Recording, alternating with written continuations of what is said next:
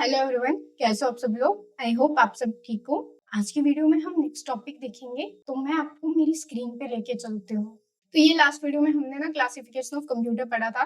मैंने आपको बताया था कि क्लासिफिकेशन क्या होती है कंप्यूटर की। उसके बाद हमने ये सारी क्लासिफिकेशन वन बाय वन देखी भी थी। आज की वीडियो में हम पढ़ेंगे कंप्यूटर का आर्किटेक्चर। कंप्यूटर आर्किटेक्चर, ये देखो यहाँ पे, the architecture of a computer refers to its structure in term of separately specified components of that system and their interrelationship। अब इसका क्या मतलब है कि जो आर्किटेक्चर है कंप्यूटर सिस्टम का, वो रेफर करता है इसके स्ट्रक्चर के साथ एंड जो इसकी सेपरेटली स्पेसिफाइड कंपोनेंट्स हैं सिस्टम की, और उनका जो आपस में रिलेशनशिप है इंटरनली, वो एक दूसरे के साथ कैसे कनेक्टेड होते हैं। अगर हम यहाँ पे देखें तो देखो, computer architecture represents that mean of interconnectivity for a computer hardware components as well as model of data transfer and processing exhibited। अब इसका क्या मीन है कि जो कंप्यूटर आर्किटेक्ट है वो रिप्रेजेंट करता है इसकी इंटरकनेक्टिविटी। इंटरकनेक्टिविटी मीन्स जो कि सारी चीजें एक दूसरे से कनेक्टेड होती हैं। जैसे आप नीचे यहाँ पे डायग्राम में देख सकते हो, सीपीयू कंट्रोलर के साथ कनेक्टेड है, उसके बाद ये मेमोरी के साथ भी कनेक्टेड है,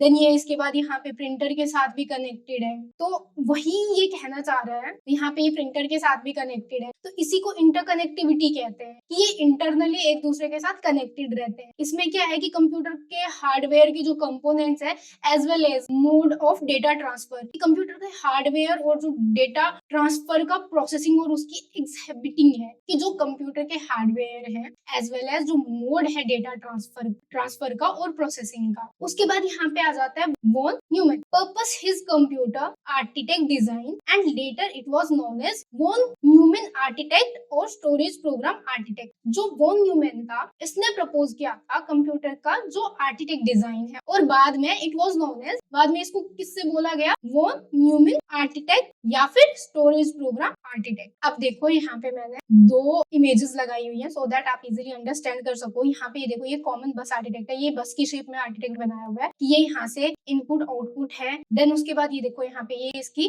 सीपीयू है, सेंट्रल प्रोसेसिंग यूनिट, ये इसकी मेमोरी है, देन ये इनपुट आउटपुट डिवाइस है। अगर आप देखोगे तो ये सारी चीजें इंटरनली कनेक्टेड है एक दूसरे के साथ। जैसे मेमोरी यहाँ से सीपीयू के साथ भी है और इनपुट आउटपुट डिवाइस के साथ भी है, और सीपीयू यहाँ से इसके साथ इनपुट आउटपुट डिवाइस के साथ भी कनेक्ट है और मेमोरी के साथ भी कनेक्ट है। सेम यहाँ पे भी दूसरी जो मैंने इमेज लगाई, यहाँ पे भी आप सेम चीज देख सकते हो कि CPU input and output device जो यहाँ पे कंट्रोलर हब है इसके साथ कनेक्टेड है, और ये मेमोरी के साथ भी कनेक्टेड है, ये यहाँ से प्रिंटर वगैरह के साथ भी कनेक्टेड है। तो ये आर्किटेक्ट जो है इस तरीके से दिखता है। अब हम नेक्स्ट स्लाइड देख लेते हैं। ये यहाँ पे ना मैंने आपको प्रॉपर कंप्यूटर की एक इमेज लगाई है जो आपको समझने में थोड़ा इजी करेगी। ये देखो, ये कंप्यूटर है। अब यहाँ पे जैसे सारी चीजें एक दूसरे के साथ कनेक्टेड है। ये डेस्कटॉप है कंप्यूटर का सिस्टम यूनिट। उसके बाद ये इसका यहाँ पे सीपीयू है, ये इसकी यहाँ पे मेन मेमोरी है, देन ये इसकी यहाँ पे सेकेंडरी मेमोरी है। उसके बाद ये हमारा माउस है, ये इनपुट डिवाइस है, ये इनपुट देने के लिए यूज होता है। ये हमारा कीबोर्ड है, ये भी इनपुट देने के लिए यूज होता है। अब जो स्पीकर है ये आउटपुट डिवाइस है। उसके बाद हमारे पास यहाँ पे फ्लैट पैनल डिस्प्ले है, ये भी आउटपुट डिवाइस है, क्योंकि जब भी हम कुछ इनपुट देते हैं, कुछ भी लिखते हैं, तो वो हमें स्क्रीन पे आउटपुट के फॉर्म में मिल जाता है। नेक्स्ट ये देखो, यहाँ पे किस तरीके से वर्क करता है। यहाँ पे जैसे हमने ये यहाँ पे इनपुट डिवाइस कनेक्ट है और यहाँ से हम इनपुट देते हैं, उसके बाद ये ट्रेवल करता है, ये यहाँ से मेन मेमोरी में जाता है, देन ये सीपीयू के साथ भी कनेक्टेड है, यहाँ से फिर ये सीपीयू पे जाता है। उसके बाद सीपीयू यहाँ पे मेन मेमोरी के साथ कनेक्टेड है, देन ये हमें रिजल्ट देता है। ये हमारी सेकेंडरी मेमोरी है। सेकेंडरी मेमोरी क्या होती है कि जैसे आप लोग पेन ड्राइव वगैरह यूज करते हो, उसको सेकेंडरी मेमोरी होती है कि आप वो अपनी मर्जी से यूज कर सकते हो। देन यहाँ पे ये देखो, यहाँ पे प्रॉपर कंप्यूटर के आर्किटेक्ट की मैंने इमेज लगाई हुई है। अब अगर आप यहाँ पे देखोगे कंप्यूटर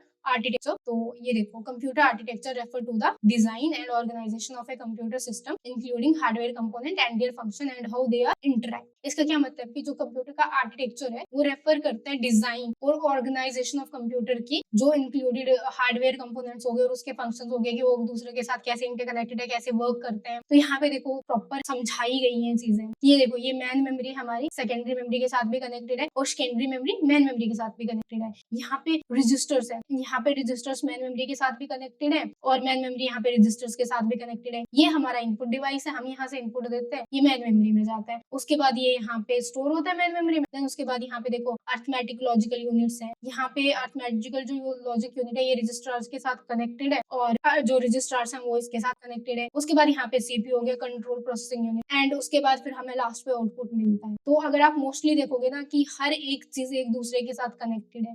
जब तक एक दूसरे के साथ ये चीजें कनेक्टेड नहीं होंगी ना, तो तब तक हमारी जो चीजें हैं वो प्रॉपर वर्क नहीं करेंगी। तो आज की वीडियो में हमने कंप्यूटर का आर्किटेक्चर देखा है। मैंने यहाँ पे आपको इमेजेस भी दिखा दी है, मैंने इसको एक्सप्लेन भी कर लिया हुआ है। आज की वीडियो में हमने कंप्यूटर आर्किटेक्चर के बारे में पढ़ा है। मैंने आपको 1 बाय 1 सारी चीजें बता दी, इसको एक्सप्लेन भी कर लिया, आपको इसके डायग्राम्स भी दिखा दिए। अगर आपको कुछ भी क्वेश्चन रहता है तो आप कमेंट कर सकते हो। तो आज की वीडियो हम यहीं तक रखेंगे। मैं आपसे नेक्स्ट वीडियो में मिलूंगी, तब तक के लिए बाय बाय, टेक केयर।